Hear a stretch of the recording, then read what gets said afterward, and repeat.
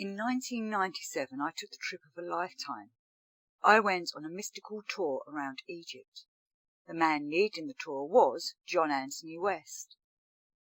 It was 2 weeks of visits to the ancient site of a man whose books I had devoured, Serpent in the Sky and the Case for Astrology, and his Egyptian guidebook, Ancient Egypt. Sadly, the massacre at the Hatshepsut temple had occurred the week before we were going, so there were not many tourists in the country. John had considered cancelling the tour, but he had been assured that we would all be safe. And we were, because we were assigned the top security that there possibly could be. Our security guards were driving around with their AK-47s, making sure nothing ever happened to us. Myself, I did not fear death, but my prayers were for all of us to keep us safe, and I was concerned that if we were attacked, well, could it be the last day? At least that way I'd get to see everything before I died. Many will recognise John Anthony West as being the man who promotes the theory that the Sphinx is much, much older than academics say. The academics, they date it to around 2500 BCE, whereas John believes it is many millennia older. John and Robert Schoch, geologists that partnered with him, both promote the theory that the Sphinx is much older and was situated in Egypt before the deserts took over the land. With Schoch, John proves that the Sphinx and its body, which is cut out from the limestone bedrock, have been around when heavy rain used to fall onto the Egyptian land. There are heavy erosional features which Schoch and West state could only be caused by heavy rainfall. Now, when did it last rain in Egypt? When did it last rain so heavily that it would erode the bedrock? So the debate began. The academics did not like it. John, who always liked to play with words, referred to the academics as quackademics. And John encouraged me to look at the Egyptian sites and statues with new eyes as he talked about esoteric Egyptian wisdom. In ancient times, people thought differently. They lived and thought differently to how we do in today's century. This is the 21st century. Obviously, I went out there in, I think it was 1997 I went, so it was the 20th century then. Academic eyes came to the past with, well, they come to the past with modern eyes. John had a different approach. He would read the text, look at the statues and temples, and with his countless visits to Egypt, his interpretation came from trying to walk in the ancient shoes. He was also inspired by another man who had come to rewrite Egyptian history, R.A. Schwaller de Lubitz. Now, Schwaller de Lubitz, who was born in 1887, he died in 1961, I think it was. Well, he was a bit of a mysterious figure himself. He studied the ancient temples in Egypt. Back in, I think it was the early 1900s he was doing this, the 19-teens and the 1920s. And de Lubitz came to an appreciation of what these temples and the old religions of Egypt really meant. He saw them as a pathway to a higher consciousness, that the temples represented the full embodiment of the sacred sciences. So he said that this wisdom and knowledge that the ancient Egyptians had has been lost over the centuries, and that maybe only a handful of initiates would understand this teaching now. So de Lubitz, through his own private study, he believed he was one of them. Well, maybe he didn't believe he was one of them, but many of us regard him as one of them. He wrote many books on his subjects, and his magnus opus being The Temple of Man, a book that reveals the secrets to the temples of Egypt and their link to humanity and the universe. And that book was released in 1949, caused quite an uproar in the Egyptian academic world. John Anthony West himself discovered the de Lubitz books, which at that time were only available in French. So John said told me he taught himself French so that he could read the books, and he promotes Schwaller's theories through his own book, Serpent in the Sky, and the tours he was given in Egypt. Again, the academics were in uproar, especially since now he, as John Anthony West, had a geologist to back up his ideas, which was Robert Schoch. Or who was Robert Schoch? Ancient Egyptians had been around for a lot longer than the academics declared, according to John and to de Lubitz. The academics won't consider either of their works because their books and theories, I think, is because they shake the academic's narrative, which is a fixed view, as many of us know, narrowed and blinkered, unwilling to look at what is considered as alternative theories. John explained all this to us on the trip, regaling us with stories of his attempts to put forward his work into the academic world and being rebuffed at every turn. He kind of thinks, and I kind of agree with him, the academics don't seem to want to listen to him, though I think that's beginning to change. Obviously, there's a new generation of academics out there now. And they are aware, as many of us are aware, people have been fascinated with ancient Egypt since it was rediscovered in the 1800s. The Western world is obsessed with pharaohs and mummies and pyramids and sphinx statues, and the general public, I think, are more open to hearing about non-academic theories. For those of you that have been to Egypt, you know that it is a mesmerizing place. Its mythology and history are there to be explored amongst the temples and the pyramids. On my trip with John, I was shown the magical sites, and with John's wonderful way of explaining the esoteric side of the ancient Egyptians and how they honoured the gods and goddesses through their understanding of maths, frequency, art and sound, I was made aware of how the ancients had a better understanding of the universe and how it operates. Probably a better understanding than we have today, I think. To most people, the hieroglyphs and symbols on the temple walls means very little, but a deeper understanding shows that these symbols are relating something on a higher level than one's usual mode of thought. These symbols work at a subconscious level, depicting archetypal constructs. And as John writes in his symbolism chapter in The Serpent in the Sky, the heart synthesizes, the mind analyzes. And this is the kind of thing that John Anthony West had been teaching me and the others on this trip we had with him. At the time, I was just a naive 28-year-old, wanting to learn everything, but I was using my head only. My intellect was trying to rationalize everything, and I had to learn to feel with my heart. I'd explained to John in a private conversation that I was searching for truth and understanding of life in this world. I told him about the many books I'd read, the many wise people I'd sought out, that I was searching continuously and wanted answers, that I wanted lessons in ways to open up my conscience and consciousness. I knew deep inside that life had many secrets, but that the ancient knowledge could reveal answers to me, that it could guide me towards answers that I did actually begin to discover later in life, and often discovered in myself.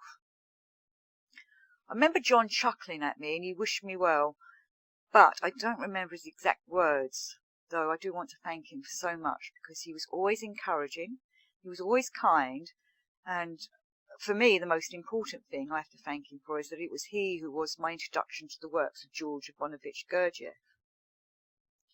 Now, in ancient Egypt, when somebody dies, they are said to have gone west, as it was in the west that the heavens were sat. And John Anthony West went west on the 6th of February 2018. But I wanted to tell you a bit more about my time with John Anthony West in Egypt. And I'm just going to do a little quote from his book, The Traveller's Key to Magical Egypt. With their smooth surfaces and their pure, stark geometry, the pyramids to the ancients would not have radiated an air of antiquity, but rather one of some undreamed of and inconceivable technology. Idiots is what John Anthony West named us all. Whilst on my magical tour of Egypt with John, we visited many pyramids, and these immense structures that still have not given their secrets up to us are awesome to behold. Each one is unique, mysterious, and rises up from the bedrock to take over the barren landscape. Now, there are many theories as to who built them, from aliens to ancient civilizations. Or should that be from ancient civilizations to aliens? Anyway, the academic historical take is that they were tombs for pharaohs, but no actual body of a pharaoh has ever been found in them. In fact, the pharaohs are buried in another part of Egypt, a special secret graveyard, or it was back in their day, called the Valley of the Kings. All these pyramids have a pyramidical shape. Each pyramid is different. None are the same size or dimensions, and they all look out of the ordinary, but each one is remarkable to behold.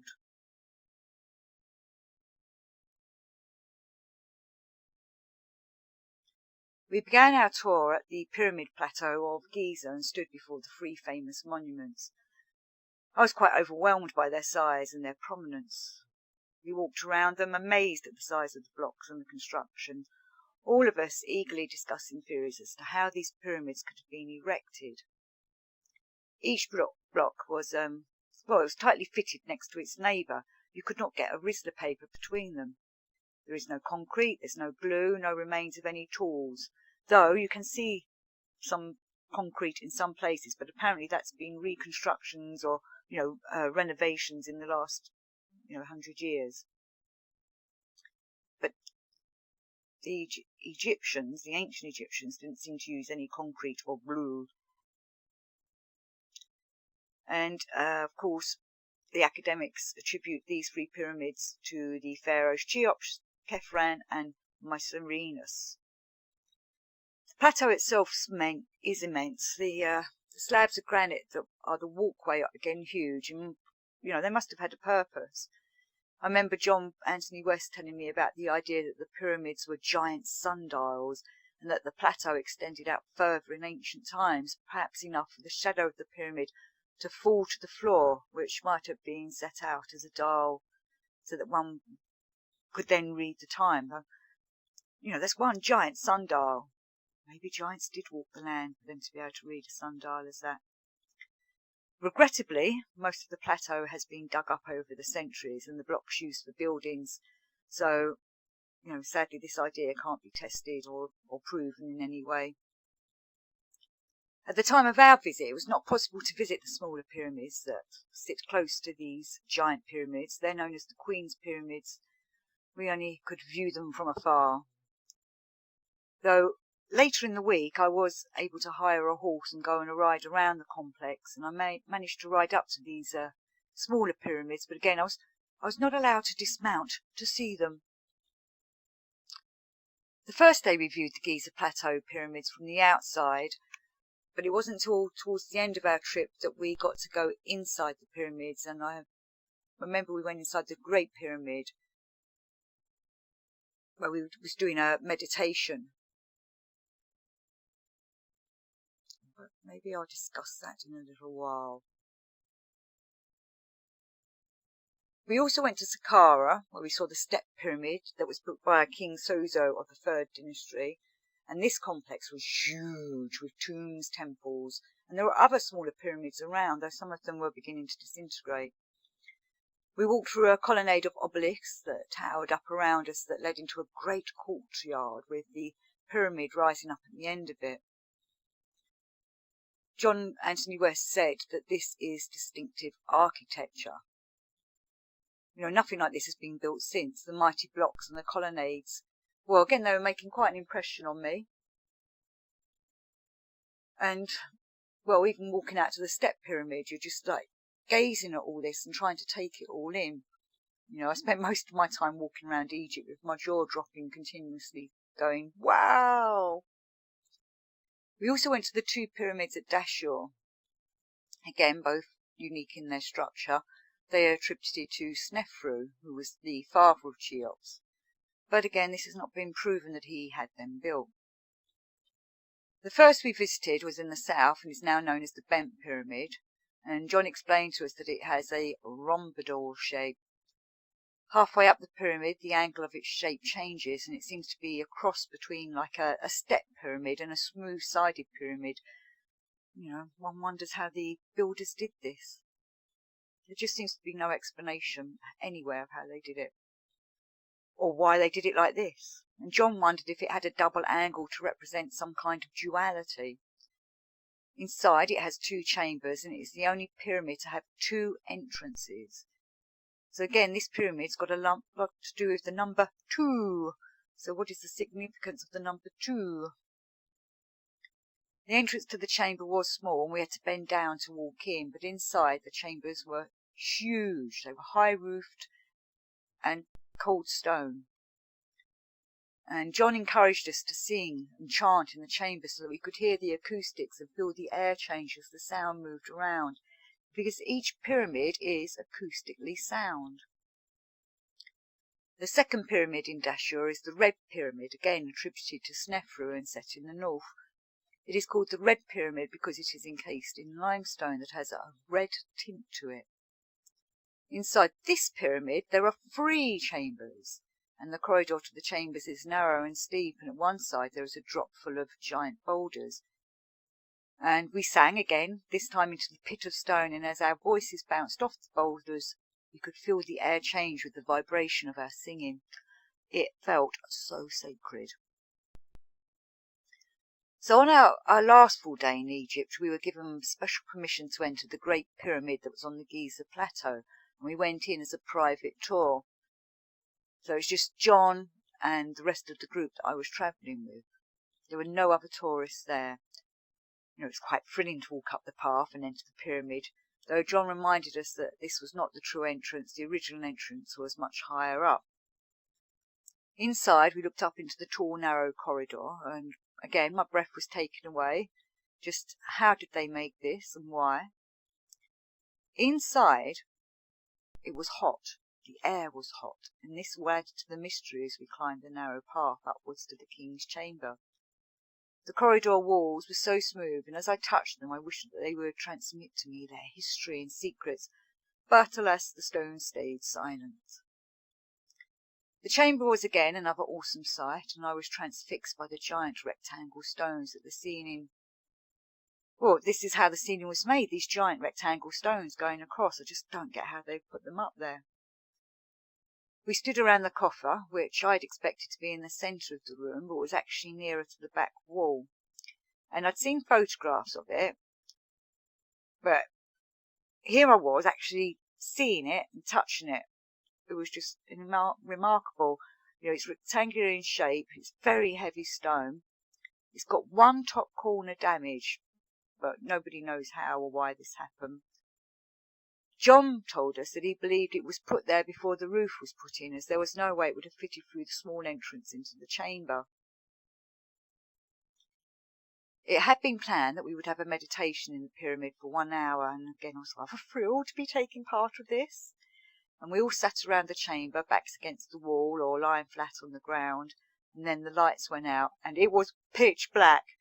I had never been in a place where it was so dark. I could not see my hand in front of my face. There's no crevice there for any light to creep in. There's no ray of sunshine to be able to get through. There's no artificial light. It was just deep darkness. And so we began to meditate. Well, some did. After a while, some people began to snore. I don't know who, because it was too dark to see, but obviously not all of us were in a deep meditation, and some of us got a bit fidgety. I decided, along with another guy, to crawl in the dark towards the coffer, and once I could feel its cold stone under my hands, me and my companion, we climbed in. The hour went by quickly, and my trying to contact the ancients in that time did not bring any results that I knew of then. My mind was far too busy thinking about the pyramid, and my heart was too excited at being there to be able to concentrate on anything. So it was a fantastic experience, but the pyramids keep their secrets from me, though I hope one day perhaps I'll be able to return there, and again I will see these colossal monuments. So on another glorious day in sunny Egypt, with John Anthony West, the sun's rays shone down on us as we entered the Temple of Dendera. John informed us that the site was built to do a design that was started in the ancient days when the Congress of Horus ruled the land. This reign came after the time when the gods had walked and ruled over the land, and for those of you that know your ancient Egypt, the gods walked with humans back in the ancient days, in the Septepi times. Scattered around Dendera's 4-quarter blocks, which are all from the temple. They're either damaged blocks or being removed by thieves or discarded rocks. And one piece that was about 1 foot high had a depiction of the god Bes, the dwarf god associated with childbirth, music, and the arts.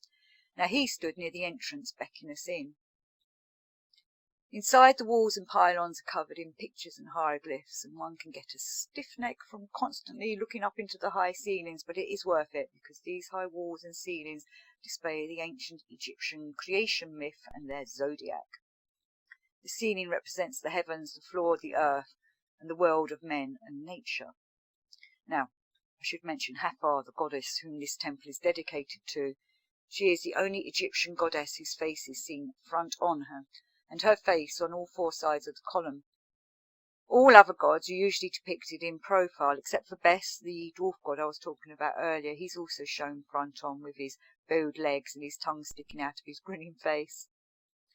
I found it intriguing that both these gods have divine attributes that are to do with childbirth. So is there a link there why the two main gods of childbirth face forwards? Now, Hathor is a goddess with a human body and a cow's head. The cow head and horns depicting motherhood, childbirth, nourishment and healing. Hathor's name means the house of Horus. Hat is house, Hor is a derivative of Horus, the hawk-headed god. We all stood below the circular depiction of the zodiac, and John pointed out to me something intriguing. Nut, the sky goddess, leads the whole sequence of zodiac signs in a spiral circle through the night sky, but the chain starts in the centre with Cancer, the sign of the crab. Usually in Western astrology, the zodiac starts at Aries and ends with Pisces, so why did this temple emphasise Cancer as being the first? John believed that this was because something special happened back in the age of Cancer, which would have been between 10,000 to 8,000 BCE. Perhaps it was the beginning of the Egyptian civilization. As I walked around the temple, I couldn't help wishing that I had the ability to go back in time and witness the rituals and ceremonies that took place in this sacred building. The magic definitely still hovers there. You can sense it in the atmosphere. The mysteries are waiting to be revealed again. My favourite part of Dendera was the sacred lake, which was on the southwest side outside the temple. John told me that the mystery plays of Osiris would have been performed on the lake in ancient times. Now the water is gone, and instead a small woodland of palm trees grows up in it, which is the only greenery to be seen around. We stayed a few days in the part of Egypt that had once been known as Thebes. Now we were to see the temples of Karnak and Luxor. I spent that time in awe and astonishment. Both sites are immense in length, breadth and height. When visiting Karnak, one wonders just how did the builders raise up these giant obelisks and colonnades and pylons. Ram-headed sphinxes line a pathway to the first part of the temple, each with a statue of a pharaoh. He normally stood between their front paws, both sphinx and king watching us as we make our way into the sacredness of the site. Now, Karnak has been built over many generations, with shrines to various gods and goddesses built off the main courts. Obelisks erected by pharaohs from the many distant dynasties. They stand in significant spots. And we came across one that was fallen. It was broken off at the base, and John told us all to stand around the broken end and put our ears to the granite. He stood at the top part of it and tapped the obelisk with his hand, and we could hear the sound as the whole obelisk resonated at a certain pitch. So these obelisks sent out notes, magical notes. We spent the day wandering the site, going up and down ramps, in and out of the ruins, looking up at the obelisks and pylons, till we all met again late in the afternoon in a small shrine dedicated to the lion-headed goddess Sekhmet, to give prayers and have a meditation in the stillness and coolness of that windowless shrine. Afterwards, John asked us all what we thought of the temples, the obelisks, the colonnades, what we thought they represented and their functions. Discussion ensued amongst us all, and ideas bounced around. Then John explained to us the sacred science, or what was known of it. The obelisks, he pointed out to us, should be in pairs and were sundials. The resonance that we had heard when he had tapped the fallen obelisk was different for each pair, and would have been significant to the position it would have had on the site. John told us about Schwaller de Lubitz and his theories, and that these temples were designed in such a way as to represent man, and that each court and hall was significant to a certain part of the human body. It was in 1937 that de Lubitz visited Luxor and had seen how the temples were put together, and from this he put forward his symbolist theory from his understanding of mathematics and philosophy. He saw that the temples were built to represent harmony and proportion, and he realized that the ancient Egyptians understood this and were representing it through their buildings. Schwaller de Lubitz recognized that the Temple of Luxor was a representation of man and the development of the spirit and soul, and John explained to us de Lubitz's concept as we walked around the Temple of Luxor. John asked us to take in the temples not just with our eyes but also with our minds and hearts, to feel its atmosphere, sense its power, attune to it. That way we would truly understand the ancient knowledge these temples had to teach us. And in these days, I feel that the ancient Egyptian gods, deities, they still walk among us. People are still drawn to ancient Egypt and its beliefs, and I think this is a calling out for many humans trying to reconnect with the sacred, and I think the gods and goddesses are trying to reconnect with us. May you walk with the gods. May the gods walk with you.